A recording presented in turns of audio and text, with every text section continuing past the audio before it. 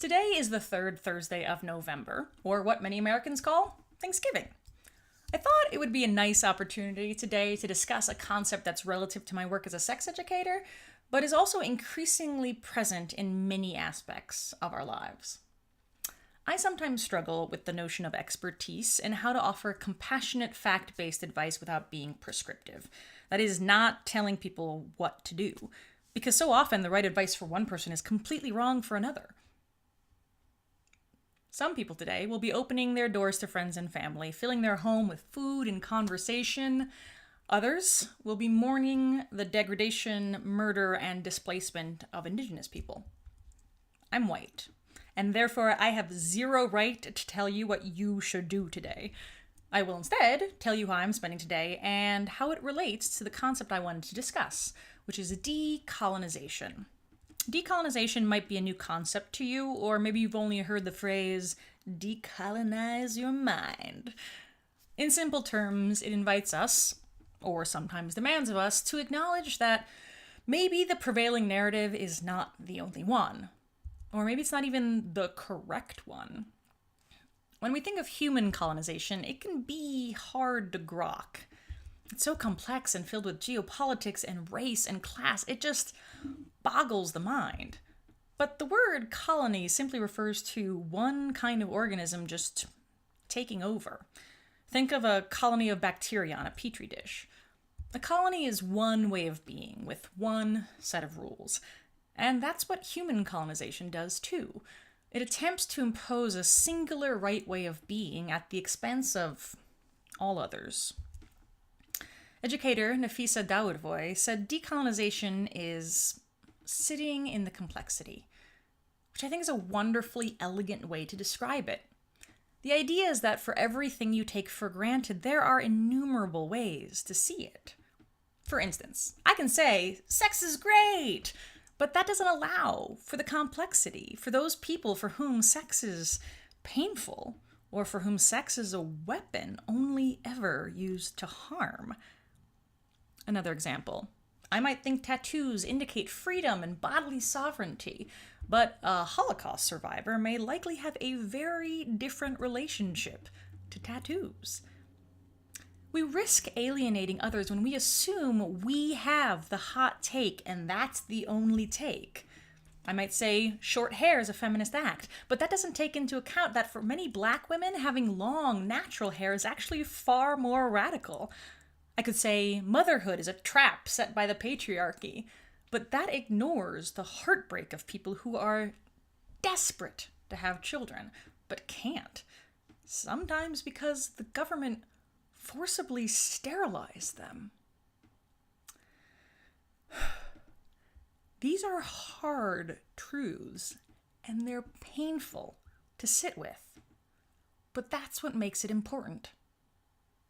Sit with the complexity.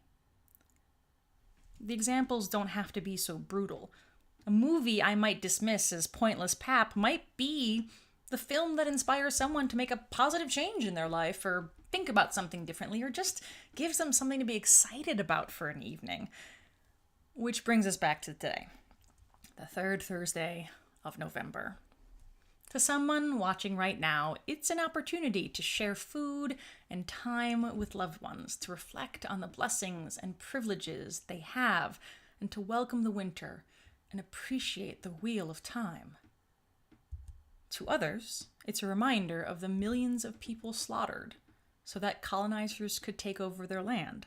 A reminder of the languages, the traditions, and the humans that were driven extinct, or nearly so that other people could buy squash from the grocery store that was built on stolen land. Sit with the complexity. So what does this mean practically? I can't tell you, but I can tell you what I did today, and you can decide for yourself what you want to do. I did have a family feast on November 10th. That's Veterans Day weekend. Practically speaking, it actually worked because family members had a long weekend and travel was much cheaper. Turkey was plentiful at the market and everything was open, so if we forgot something, we could get it. Symbolically, I actually liked it better. Veterans Day is an opportunity to reflect on America and the ideals we ascribe to America. Ideals like freedom, bounty, gratitude, and generosity. And it invites us to acknowledge where we fall painfully, spectacularly short of those ideals.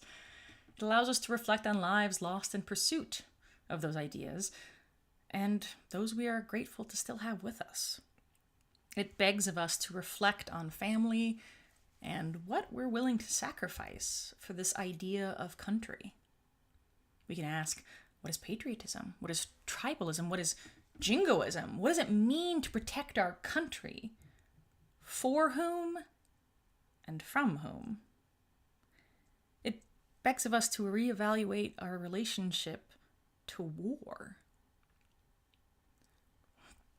Nowadays, with so many dinner table conversations being about politics, Veterans Day kind of felt oddly perfect.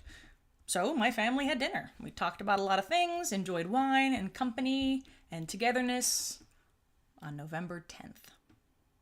So then what about today, this third Thursday of November? Well, I have 2 days when I won't be getting work calls or emails. So, 1, I'm not turning on my phone. I get to spend 4 days in reflection and creativity. As Americans, we can be so driven, so goal-oriented, so overachieving, even in our leisure time. I love the idea of having 4 days to read, write, meditate, walk, breathe in the autumn air, and sit in the complexity.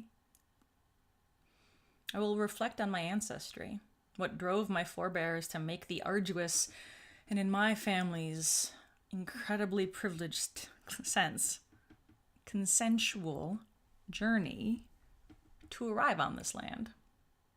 The choices they made somehow brought me here to life. I have an opportunity to think on those choices, reflect, and value them. 2, I will learn more about the Multnomah people, upon whose land I have a home. I'll learn about the Chinookan language, read some of their legends, maybe learn about their food and where and how the modern descendants of the Multnomah live.